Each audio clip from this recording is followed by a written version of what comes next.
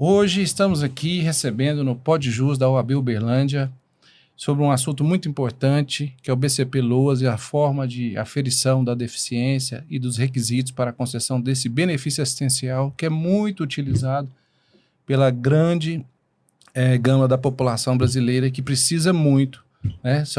Os brasileiros são, em grande maioria, né, sequelados ou idosos com necessidade assistencial. Recebendo aqui com muito prazer doutora Dulce, da Comissão da Pessoa Idosa, doutora Michele, da Comissão Estadual de Direito Previdenciário, e doutora Alessandra, também da Comissão da Pessoa com Deficiência. Importante aqui o tema, tão importante que estamos aqui com 3 comissões de peso para tratar do assunto. Sejam muito bem-vindas, né? Eu estou aqui como o único homem, né? E aí me sinto muito lisonjeado de estar ladeado e de frente a cabeças tão pensantes e que a gente possa fazer uma reflexão sobre o tema e tratar e tirar dúvidas aí ao nosso público, né, com relação a esse benefício tão demandado perante o INSS e que a população tanto precisa. Eu vou começar, né, com as perguntas. Primeiramente, eu vou conversar com a doutora Dulce, da Comissão da Pessoa Idosa, né?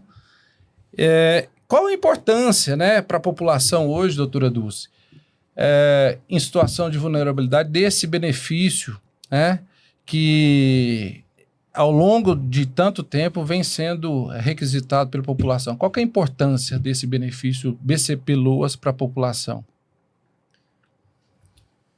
Tudo bem com vocês, né? Ótimo, tudo bem. Aqui. Prazer em revê-la, igualmente. Né? Então, é importante, né? Porque às vezes para a pessoa idosa, essa aí é a única renda que ela vai ter, né? E muitas das vezes ela não consegue uma aposentadoria porque não teve a contribuição, não teve um trabalho de carteira assinada, né? E não completou o tempo para requerer, né, a aposentadoria. Então o benefício que ela pode estar requerendo é o BPC. Então, para ela é muito importante, porque vai trazer apesar de ser o valor de um salário mínimo, é muito importante porque vai trazer para ela uma dignidade, porque se ela não tem nenhum tipo de renda, ela vai ter como se sustentar, ter uma moradia, custear uma alimentação digna, né, e medicamento, cuidar da sua saúde. É importante para que ela tenha esse benefício. Dulce, você falou de vários itens aí de necessidade básica, fundamentais à vida, né? Apesar de ser o salário mínimo, a gente sabe, né, que não cobre todos esses itens básicos e de sobrevivência da pessoa humana. Mas como você disse, né, ele vem trazer um pouco, né? Talvez não seja a dignidade plena, mas traz pelo menos uma parte da dignidade para ele não ficar à margem, né? Talvez acontece muito, né? As pessoas têm a deficiência ou a idade, acabam ficando nas ruas, né? Como andarilhos, enfim, em situação de vulnerabilidade grave mesmo, né?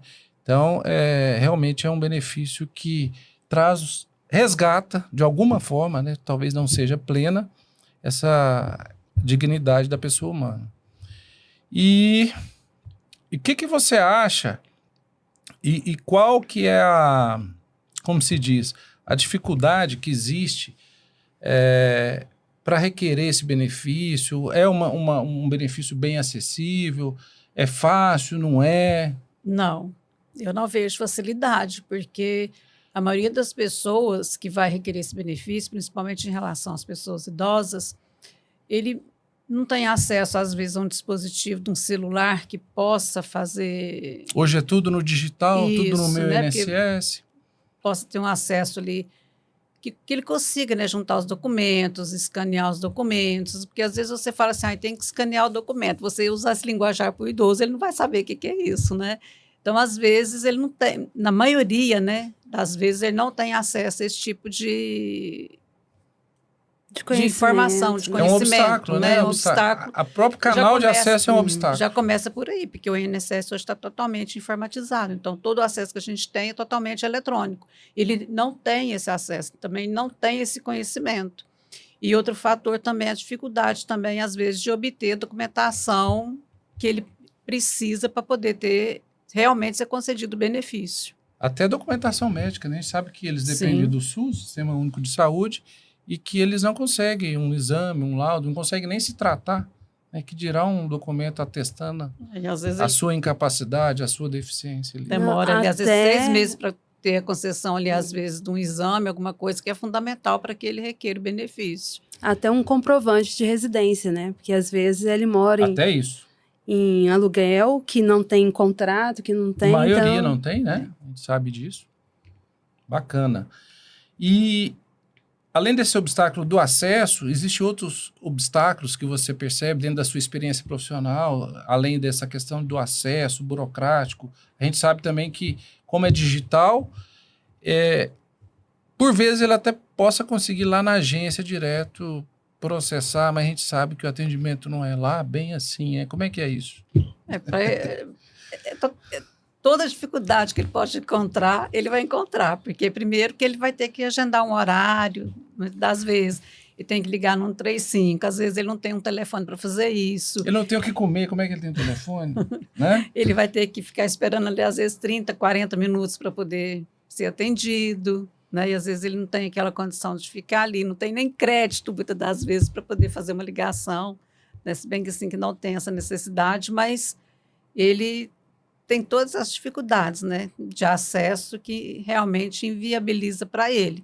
Então, ele tem que procurar, às vezes, um CRAS, um outro órgão municipal para poder ele ter uma assessoria, né, e um auxílio para, ou até mesmo A função um do CRAS seria assessorar, não é só coletar dados, né? Seria, né? A assistência social é isso, é acolher, dar um canal, dar uma possibilidade, pelo menos pelo que o conceito de assistência social é isso, é acolher esse cidadão, ele é cidadão, dar condições, não é chegar lá e fazer um trabalho burocrático, que é o que a gente vem percebendo, né?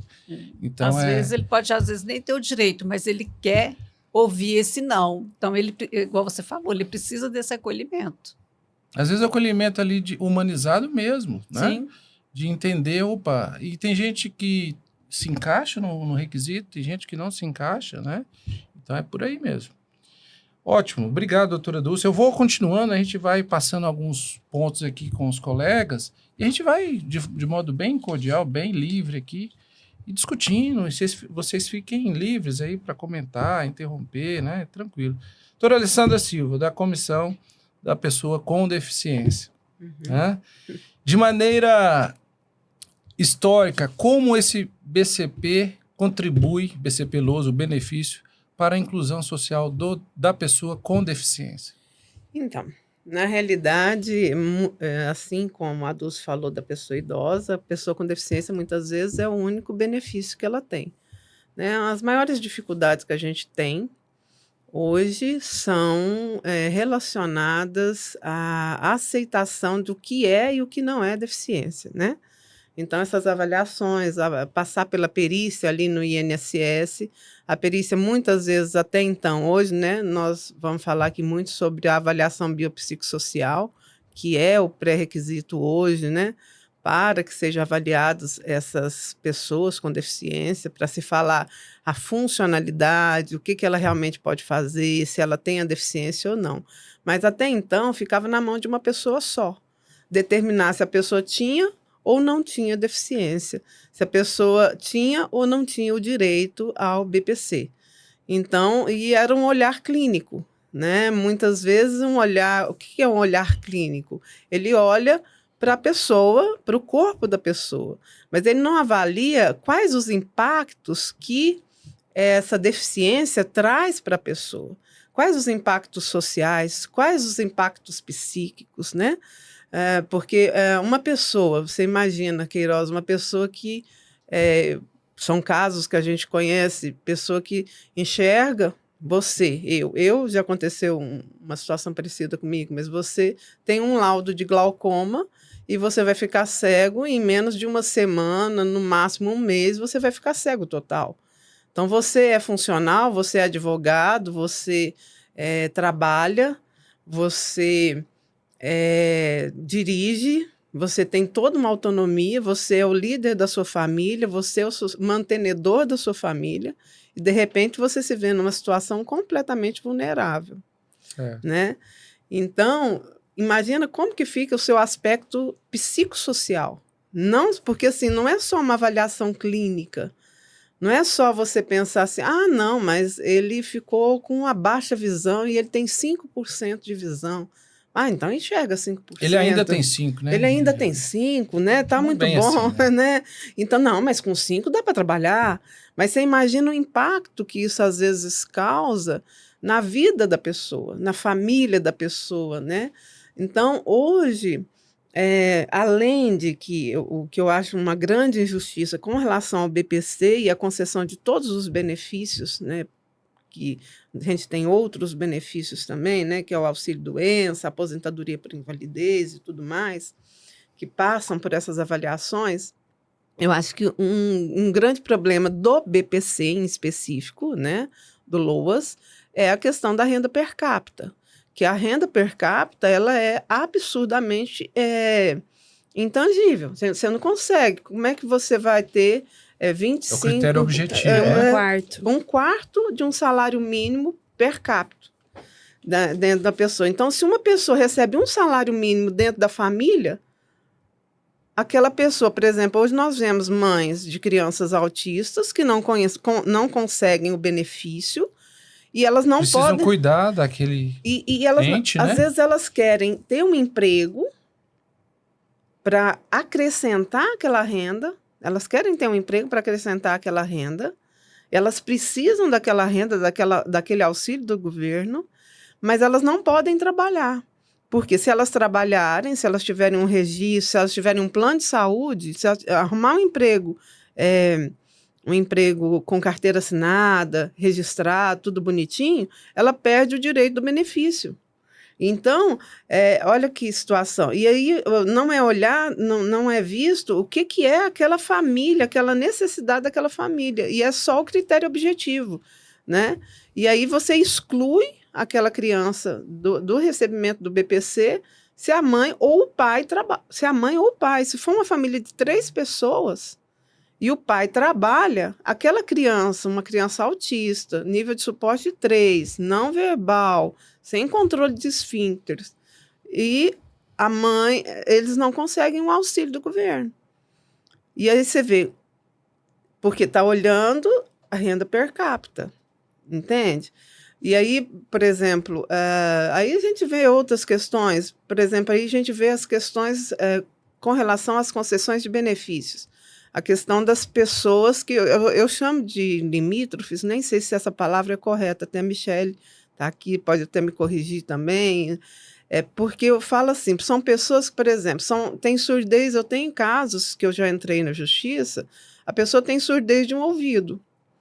Aí ela vai fazer o exame de audiometria na empresa para ser contratada como uma pessoa que não tem deficiência, ela não passa porque ela é surda de um ouvido. Mas aí ela vai fazer um concurso, ela vai fazer um outro processo para entrar, por exemplo, na vaga da pessoa com deficiência de uma empresa, ela não passa Não passa também. porque ela escuta de um ouvido. Não é bilateral. Ela não é bilateral. É muito subjetivo. Né? Entende? Então, assim, a necessidade que se faz de uma reavaliação desses critérios e de uma qualificação, porque, na realidade, nós precisamos mudar a mentalidade. A gente não é mudar as pessoas que vão avaliar. Acho que é a própria política do governo, né? Porque nós estamos falando de benefício de prestação continuada, BCP, da LOAS, Lei Orgânica de Assistência Social. E um dos dispositivos lá que o governo promoverá a assistência social. Né? Então, ele não está fazendo nenhum favor, ele está fazendo a obrigação dele. Né? E devolvendo para a sociedade. A promoção dessa assistência, que eu não sei qual que é a sua opinião, mas que você possa emitir uma crítica sobre isso, existe essa promoção dessa assistência pelo governo, representado ali pelo INSS, pelo CRAS, na esfera municipal? Existe ou não existe? Está cumprindo o objetivo da lei? Essa é a pergunta que eu faço. O que eu vejo, assim, na realidade, Queiroz, é uma coisa muito personalíssima. Depende de com quem você está lidando. Não existe uma coisa que é tratado, que você tem um padrão. Você tem, assim, dependendo da pessoa com que você vai lidar com aquela situação, sabe aquela coisa de você vai no INSS ou vai não sei aonde e você fica torcendo para você ser atendido por determinada pessoa. Porque não existe um padrão. Me falaram isso hoje. Eu tenho Não 3 existe... médicos, e se não der certo, eu vou desistir, tenta cair no outro. É por aí. Então, assim, você tem que torcer para cair na pessoa certa, porque aquela pessoa que... Qual que é a pessoa certa? Você sabe qual que é a pessoa certa? É aquela que já teve na família ou em si alguma situação parecida com a que ela está avaliando. Aí ela sabe avaliar, porque ela já sentiu a dor na pele. Aquele que nunca viveu isso, né? O procurador do trabalho, eu esqueci o nome dele que veio no Paulo último Veloso. Paulo. Não, mas não é o Paulo. Ele é o que veio, O de Belo Horizonte. o de Belo Horizonte. Ele falou assim, olha, a deficiência ou você tem, ou você teve, ou você terá. Porque a gente vai ficar idoso, alguém da nossa família vai ficar idoso. Então, nós temos de pensar que quando a gente luta por esses critérios para melhorar isso, eu, por exemplo, lutando por isso, eu estou lutando por mim. Não é porque quando chegar a minha vez, espero que esteja melhor, né? É mais ou menos isso. Então, eu vejo isso. Então, assim, o que falta realmente é uma mudança de mentalidade, uma qualificação melhor das pessoas que estão trabalhando ali. Existe muito estigma. O que é o estigma? O estigma é a falsa visão da realidade. Perfeito. É o quê? Eu olhar para uma pessoa com deficiência e falar assim, não, ele quer o BPC Loas. É porque ele não quer trabalhar. Ele quer receber e ficar à toa em casa. As pessoas com deficiência usam da deficiência para obter vantagens. Tem gente que até hoje acha que a acessibilidade é privilégio. É privilégio. Eu já tive casos na faculdade que eu trabalho, eu tenho um aluno que praticamente não enxerga, ele enxerga de um olho 5%. E aí ele foi falar com o professor e os colegas, né? Eu oriento a falar, porque a aula é diferente, ele senta na frente, eu faço toda uma orientação. Aí o colega chegou para ele e falou assim, você é daqueles que tem sorte, né? Cheio de privilégio. Ele falou assim, menino, é facinho, é só você ficar cego também. Você vai ter os mesmos privilégios. Você vai ter os mesmos privilégios que eu, porque eles acham o quê? Que você ter direito a parar mais perto. Que ninguém sabe o que é andar numa cadeira, Queiroz. Ninguém sabe o que é ficar... Eu fiquei internado 1 semana, o tanto que o corpo da gente, a perna da gente, o Todo popô sente, né? dói de você ficar sentado 24 horas por dia. E tanto que dói o corpo da gente. A parte mecânica ali sente, né? Sente. Tudo contra a natureza. Exatamente. Então, assim, aí você fala assim, que ele vai chegar mais perto, o idoso. A minha mãe, gente, ela é toda uma dificuldade enorme. A minha mãe, ela se segura no carrinho de supermercado para se equilibrar. Mas vai no supermercado todo dia. Mas ela tem que insistir, né? Como se diz, mas persistir. ela vai. Mas assim... Então, e as pessoas acham que é privilégio ter uma vaga de estacionamento ali perto. Então, e tem a questão cultural, né? É preconceito e uma questão de análise torta das coisas. Esse que está estudando, ele não se entregou, né? Lá seu aluno está na primeira fileira. Direito, está fazendo direito. Olha bem, ele está fazendo direito justamente para... A gente tem notícia aí de concursos de alto escalão, o juiz federal entrou no concurso cego, a esposa lia para ele as leis, né? Então, e aí tem a interpretação equivocada pelo agente estatal, não, esse aí está adaptado, esse conseguiu. Vamos cuidar daquele que está marginalizado porque ele não quis, né? Esse é o estigma. Isso é um estigma muito ruim. E aí isso muito carrega, negativo. Exatamente, aí carrega ele está esse adaptado, estigma. ele não está deficiente mais, ele se adaptou. E aí Não é bem carrega esse assim. estigma lá para dentro dos órgãos que vão determinar a concessão dos benefícios. E aí é onde está o problema, porque a mentalidade não foi mudada. Entende? Por isso que eu falo, não adianta assim, hoje nós vamos falar de avaliação biopsicossocial. Bio, que é o clínico, psico, que é psicológico, social, assistência social. E, né, e aí a gente entra com a fisioterapia também, que a gente vai fazer a avaliação da funcionalidade da pessoa também, que faz parte. Mas aí o que acontece? Não pode ser qualquer fisioterapeuta, não pode ser qualquer assistente social, porque se a pessoa tiver a mesma mentalidade estigmatizada de antes, ela vai trazer os mesmos conceitos e ela vai barrar da mesma maneira que antes. Então, tem que ser trabalhada essa mentalidade. E às vezes é uma frase, Queiroz, eu já tive experiência, às vezes por quê? Eu sempre falo, a Michele, que já me ouviu mais, a informação está conosco. Né? As pessoas não têm obrigação de saber. A partir do momento que eu informo, sim. Se eu vou lá, se eu dou uma palestra no INSS, se eu falo, aí sim, aí eu já tenho a obrigação de saber que a pessoa com deficiência não é deficiente, né? Que a pessoa surda não é surdo-mudo, né? Então, eles já têm essa obrigação de saber, porque eu informei, né? Só que, até nisso, se você chega no INSS e o técnico, o agente, ele já lida É com no o trato, surdo. né? Se ele já fala, chama o surdo e surdo-mudo, você já vê a concepção ideológica que ele tem no trato com a pessoa com deficiência. Você já vê que é estigmatizado. Assim, eu vejo que o tratamento mais humanizado e mais adequado até ajuda nessa reinclusão social dessa pessoa com essa limitação, né? Portador, pessoa com deficiência e tal. Ou idoso, né? Porque o idoso e a pessoa com deficiência, eles estão em mesmo patamar, né? Eu falo que alguns idosos possuem alguma deficiência também. Né? Não tem como. Ou várias. Né? Ou várias. E, né? e ainda são associadas às doenças, né? Mas aí uma crítica aqui, aí eu vou colocar para todas, aí depois eu entro com a Michelle aqui, que eu venho fomentar com vocês aqui, o Sistema Brasil, né?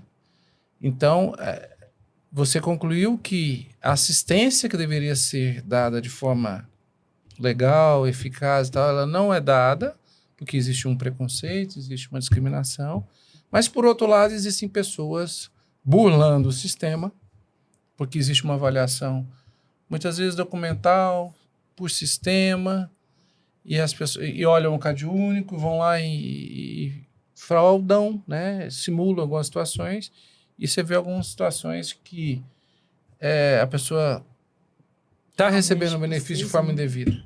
Aí eu vou emendar nesse ponto. Situação que a gente vive, eu acho que vocês devem viver e muita gente vive. Contratar pessoas para o trabalho doméstico com carteira assinada virou um verdadeiro desafio. Exatamente. Eles não Porque querem. eles não querem que registre para não perder o benefício assistencial.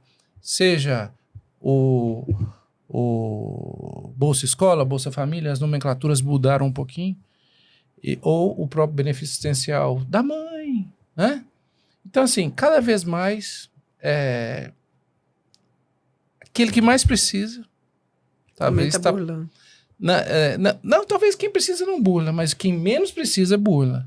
E quem mais precisa fica prejudicado. Exatamente. Não sei se vocês têm essa mesma visão, percepção.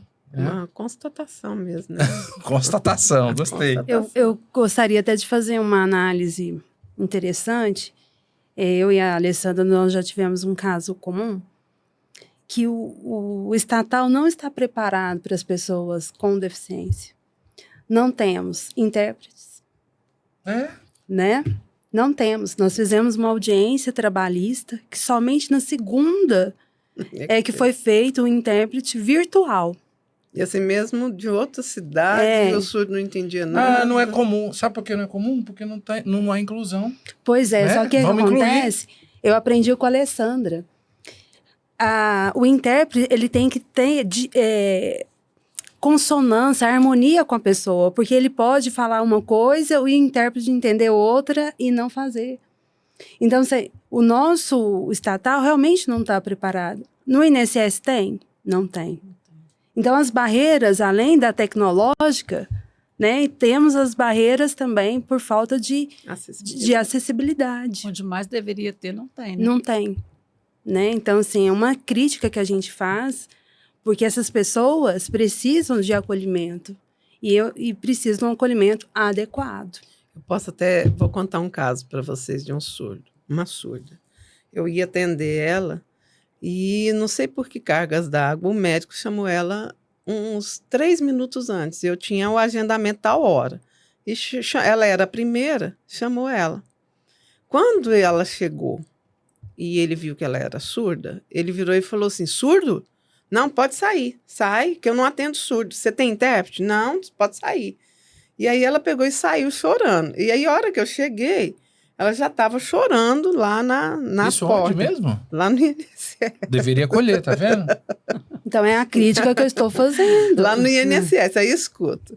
Aí volto, eu falei assim, não, pode mandar ele atender ela agora, que chegou a intérprete, pode furar todas as filas aí que ela vai ser atendida, eu quero que ela seja atendida. Humilhou a pessoa 2 vezes, né? Aí eu peguei e fui... Primeiro rejeitou, depois tratou de forma privilegiada. Né? Aí eu peguei e virei para ele e falei assim, ó, e o seguinte, essa moça, ela era oralizada, porque aí a pessoa é oralizada, ela fala bem. Aí a pessoa tem a impressão que a pessoa escuta. Como se fosse uma coisa ligada com a outra. Não é porque ela treinou a fala que ela escuta. Só que ela é bem alfabetizada. E aí ela pegou e falou, e ela chorando, ela virou para o médico e falou assim, por que o senhor não escreveu? Escreveu. Aí ele pegou e falou assim, minha letra é de médico. Não, você não vai entender. Aí ela pegou o computador dele e falou assim, Word. O senhor conhece? Word. Quer dizer, se eu podia ter escrito no Word para mim e não ter me enxotado da tudo sala. Isso prejudica a análise, né? Além de não ser acolhido, prejudica a análise.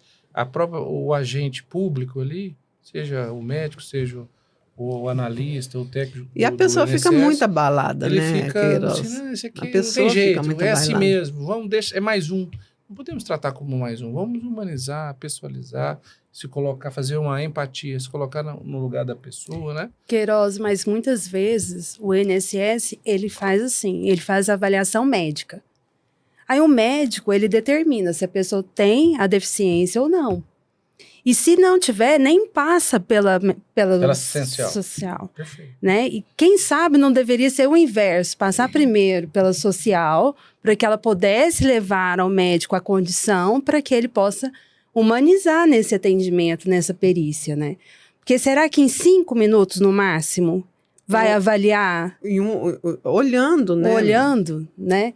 Isso é loteria, né? É loteria. E a gente sabe que o formulário dentro do INSS não é preenchido. Então, assim, ele vai fazer esse formulário que hora? Quando chegar em casa, não é feito na hora, né? Então, assim, fica aquém mesmo, né? É muito sério isso, né? E, assim, e essa questão... E eu falo assim, porque os médicos, eles têm como é que fala? O Conselho Regional e o Conselho Federal de Medicina, eles têm uma proteção muito grande entre eles, uma ética muito grande entre eles. Mas o médico, assim, sem querer falando... Corporativismo mesmo. Mas o médico do INSS é o único médico que não tem medo nem... vamos dizer... Ele não é vinculado, né? Ele não tem que... Ele pode dizer rabo preso.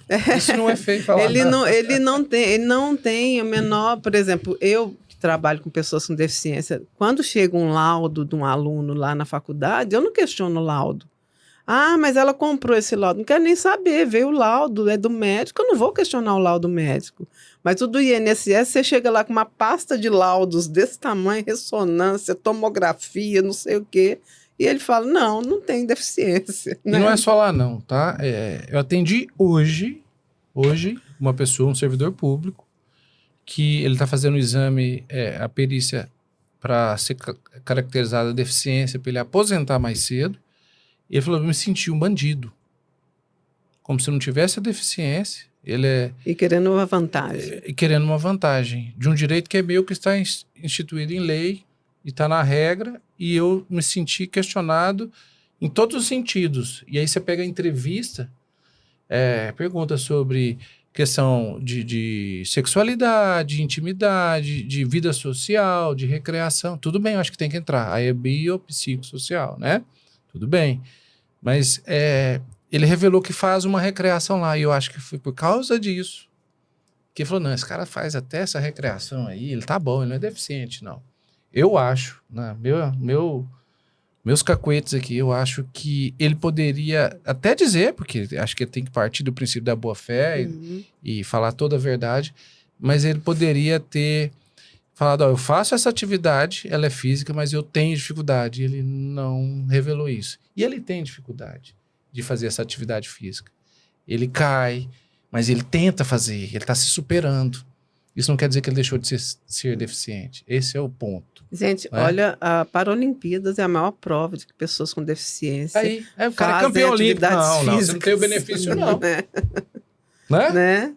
E eles teriam direito, em tese, de receber. É questão do critério renda, que talvez tenha um merchandising que ele recebe, alguma outra coisa. Alguma a gente não bolsa, sabe. mas- BPC Alguma não, bolsa. mas às vezes uma aposentadoria, mais Antecipada, cedo, uma abreviada. antecipada, exatamente. Legal. Nós estamos aqui falando já há algum tempo, estamos indo para mais da metade do programa, e aí eu quero perguntar à doutora Michele, a gente está falando muito de BCP LOAS, e eu quero que você diferencie e traga os principais, porque existe uma dúvida recorrente. Eu vou aposentar, pedir o LOAS. Quais as diferenças entre o BCP LOAS e os benefícios previdenciários correlacionados à incapacidade, à idade? Boa pergunta, né? Porque no escritório a gente recebe assim, eu estou aposentado por BPC LOAS. O BPC LOAS, ele é um benefício assistencial. Ele é concedido pela Lei Orgânica da Assistência Social. Então, tem critérios, e critérios objetivos. Por exemplo, da pessoa idosa, tem que ter a idade de 65 anos pelo estatuto, mais a vulnerabilidade, que é a renda 1/4 do salário mínimo. E a pessoa deficiente tem que ter a deficiência, que é o impedimento a longo prazo, mas 1/4 do salário mínimo. E esses benefícios, eles não garantem a pensão por morte, não tem direito a 13º também. Então, essas são as principais diferenças, né, que a gente tem. Importante a gente mencionar aqui também que a avaliação pelo formulário que vai ser instituído, ele vai ser usado também para fins da Receita Federal, que é a isenção dos impostos, né, do imposto de renda para a pessoa que vai requerer. E também para o caso da aposentadoria por tempo de contribuição à pessoa com deficiência. Então, é importante a gente mostrar a funcionalidade e a importância desse formulário nas avaliações que vão ocorrer ainda, né? Mas é um grande avanço, porque a gente estava só no critério médico mesmo. E agora a gente vai passar a analisar o indivíduo na sua totalidade. A gente pede, né, para que essa avaliação não seja uma média aritmética, que a gente tem visto, principalmente no judiciário. Pega a avaliação médica, soma com a social.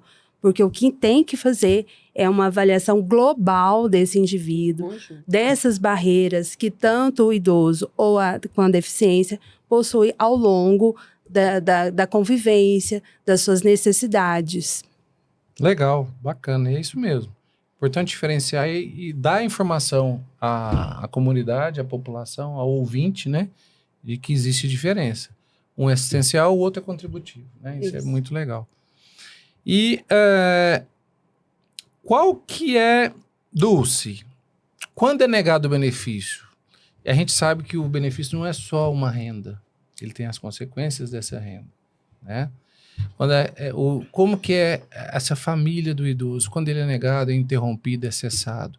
Quais os principais impactos dessa postura do Estado?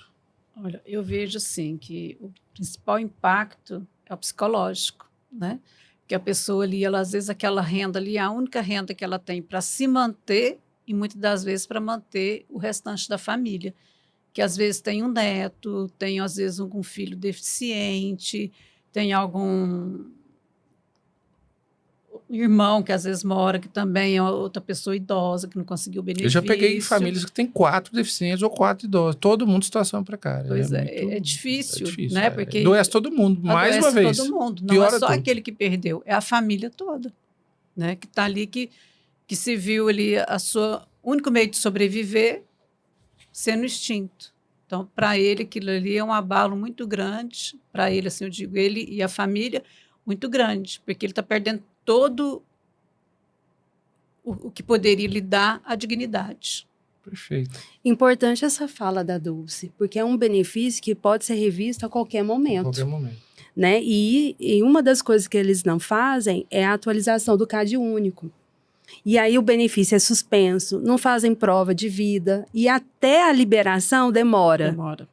E aí o benefício fica suspenso, né? Então é importante a gente avisar também que é um benefício que é revisto. E tem ainda vários processos em que o INSS ainda pede o dinheiro de volta. Eu vou emendar essa fala Só sua. Pois não, Dulce. complementar ali o que ela falando a respeito do CAD único. E às vezes ele nem sabe que tem que refazer esse CAD único por falta de informação, de uma orientação que o próprio, penso eu, né, que quem concedeu o benefício poderia informá-lo, olha, você tem que fazer a sua atualização no período tal, está vencendo, então você tem tanto tempo para fazer. Seria já uma coisa que o próprio Estado já ajudaria as pessoas que têm o benefício à manutenção do mesmo. Legal. Aí, já emendando nessa fala sua, né, do erro, né, de interrompe o benefício, cessa o benefício por falta de atualização de cadastro CAD único, né?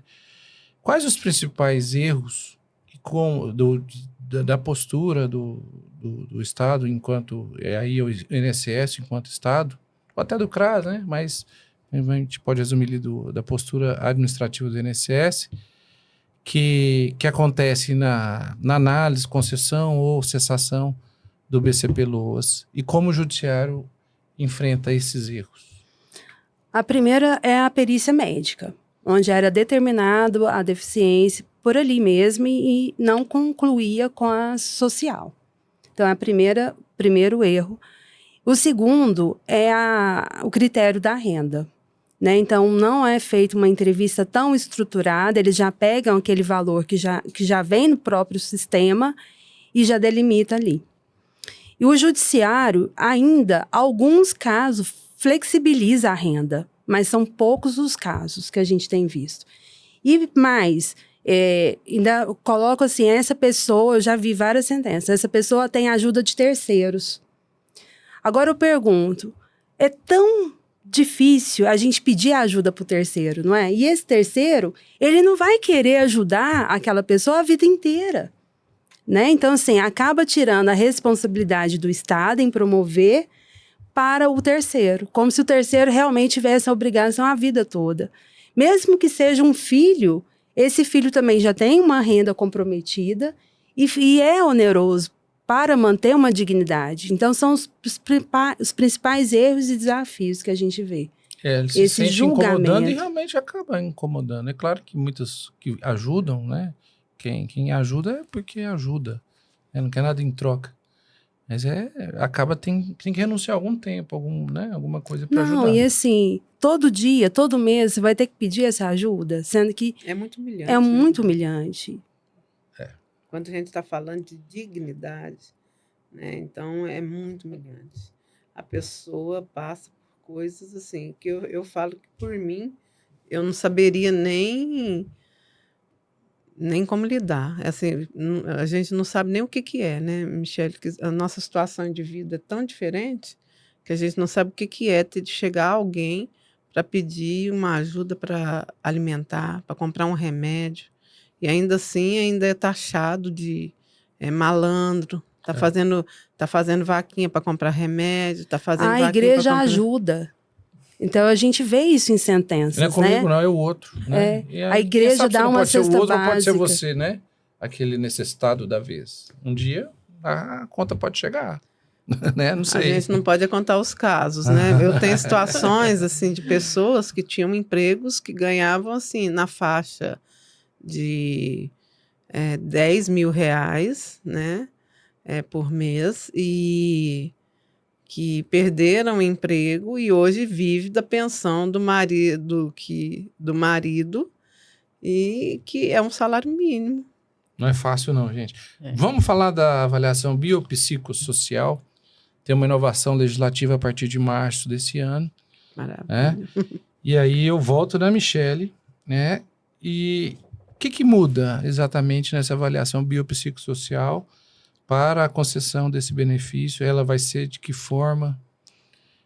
Resume aí para nós, por Esse gentileza. formulário, inclusive, faz parte de uma convenção internacional para que a gente possa unificar o entendimento sobre as deficiências e o impacto que elas têm na vida da pessoa.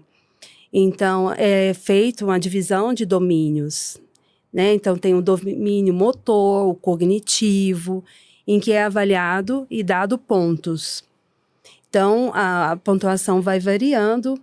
Então, temos a avaliação médica, a avaliação social, e eles vão fazer, além da somatória, a avaliação global para enquadrar a deficiência em leve, moderada, né?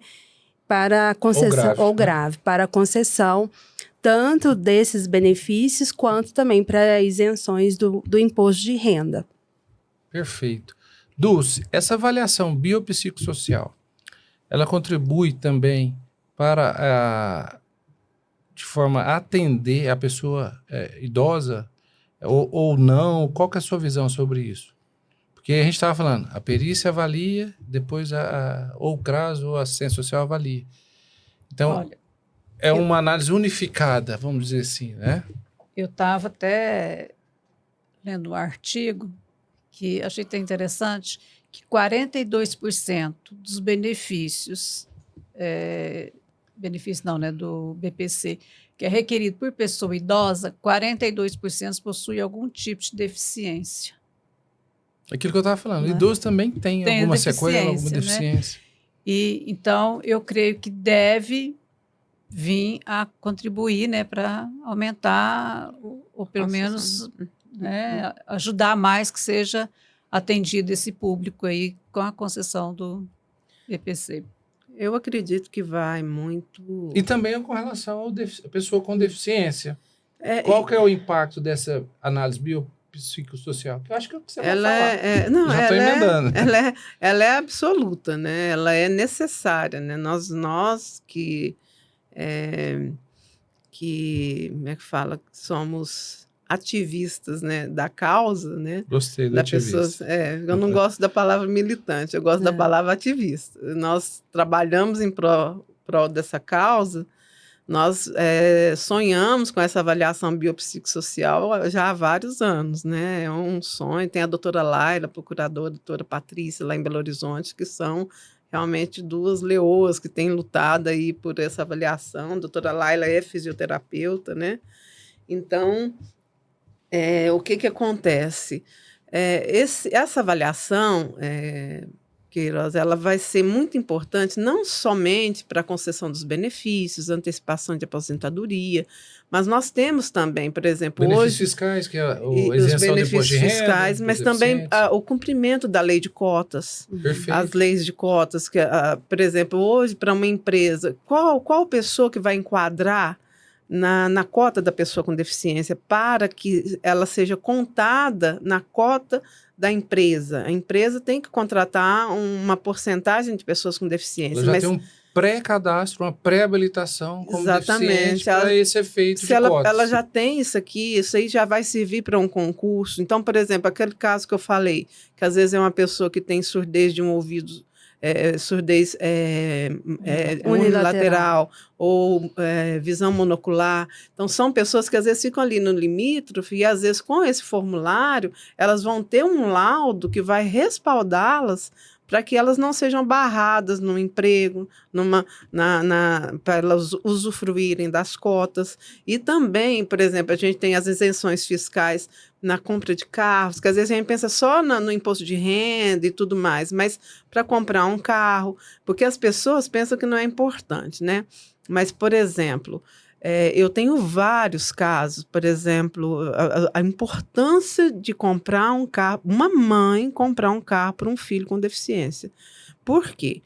eu fui fazer um evento para crianças com deficiência alguns anos atrás, e era uma coisa muito engraçada, porque as mães chegavam, as mães dos meninos cadeirantes chegavam uma de cada vez, e assim, de hora em hora. Aí eu prestei atenção naquilo, e era um domingo, eu fui conversar com elas. Aí eu fui, sabe o que acontece? É porque o ônibus que passa, o ônibus que é acessível para cadeira de rodas, ele passa de hora em hora. Só que ele só pega uma criança por vez. Então, elas podiam estar as 3 indo para o mesmo evento. Olha que dificuldade, né? As 3 indo para o mesmo evento, no mesmo dia, no mesmo ponto de ônibus. Elas tinham de sortear quem ia primeiro, quem ia segundo, quem ia depois. Deve ter uma regra entre eles. Né? Sabe? Mas é por aí. E aí, o seguinte, Uber, se você... Pessoa cega, vocês sabem, nós temos colegas, vários colegas, né? Eu acho que mais de um. Tem o Marcos, mas também nós temos o P, tem outras pessoas que são pessoas com cegueira, que o Uber, a hora que chega e vê que a pessoa tem cegueira, dá meia volta e vai embora. Cancela a viagem. Cancela a viagem.